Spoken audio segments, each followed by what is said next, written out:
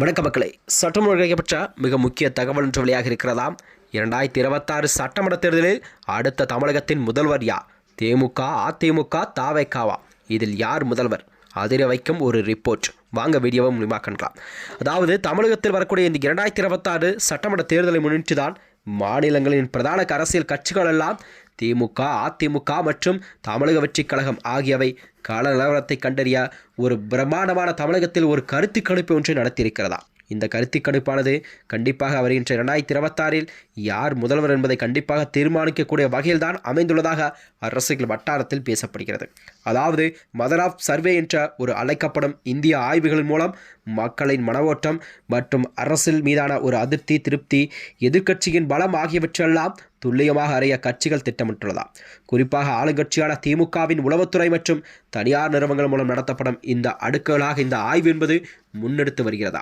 அதாவது ஆளுங்கட்சியின் இந்த ஒரு தீவிரமான கள ஆய்வுக்கு போட்டியாக எதிர்க்கட்சியான அதிமுக தொகுதி வாரியாகவும் மண்டல வாரியாகவும் தனது வெற்றி வாய்ப்புகளை கணிக்க தொடங்கிவிட்டதா. தற்போதைய எம்எல்ஏக்களின் செயல்பாடுகள் மற்றும் மக்களின் எதிர்பார்ப்புகளை கண்டறிந்து அதற்கேற்றால் போல் தேர்தல் வியூகங்களை வகுக்க அதிமுக தலைமை தீவிரம் காட்டி வருவதாக கூறப்படுகிறதா. கட்சிக்குள்ளளவு முற்கட்சி பூசல் மற்றும் வேட்பாளர்கள் தேர்வு போன்றவற்றெல்லாம் இந்த தரவுகள் ஒரு முக்கிய பங்கு வகிக்கும் என எதிர்பார்க்கப்படுகிறது. அதாவது அரசியல் களத்திலே புதிய வரவான நடிகர் விஜயின் தமிழக வெற்றிக் கழகம் ஏற்கனவே நடத்திய முதல்கட்ட ஆய்வுகளில் பெரும் வரவேற்பை பெற்றுள்ளதாக தகவல் வெளியாகியுள்ளது. தாவேக்கா நடத்திய இந்த ரகசிய ஆய்வில் அக்கட்சிக்கு சுமார் 30% வாக்கு வங்கி இருப்பதாகவும் கூறப்படுகிறதாம். அதாவது அரசியல் வட்டாரத்திலே ஒரு சலசலப்பையும் ஏற்படுத்தியிருக்கிறது.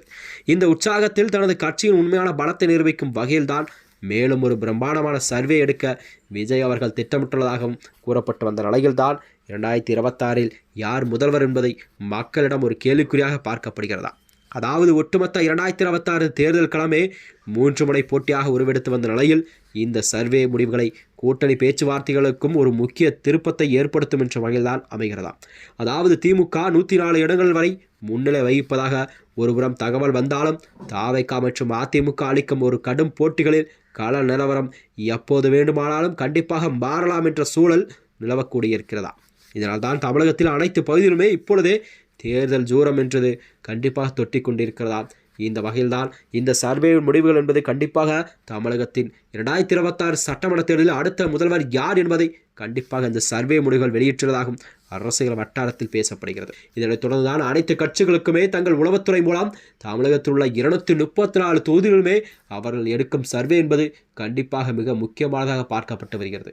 ஏனென்றால் தமிழகத்தில் வரக்கூடிய இந்த 2026 சட்டமன்ற தேர்தல் என்பது அனைத்து கட்சிகளுக்குமே வாழ்வா சாவா என்ற ஒரு முக்கியமான நிலையில் நடக்கக்கூடிய ஒரு தேர்தல் களமாக கண்டிப்பாக தமிழகத்தில் இந்த தேர்தல் அமையும் என்பதில் மக்களிடம் எந்த ஒரு ஐயமில்லை என்றே எதிர்பார்க்கப்படுகிறதா. மேலும் இது போன்ற வீடியோக்களை தெரிந்து கொள்ள நமது சேனலை மறக்காமல் சப்ஸ்கிரைப் செய்து கொள்ளும். நன்றி, வணக்கம்.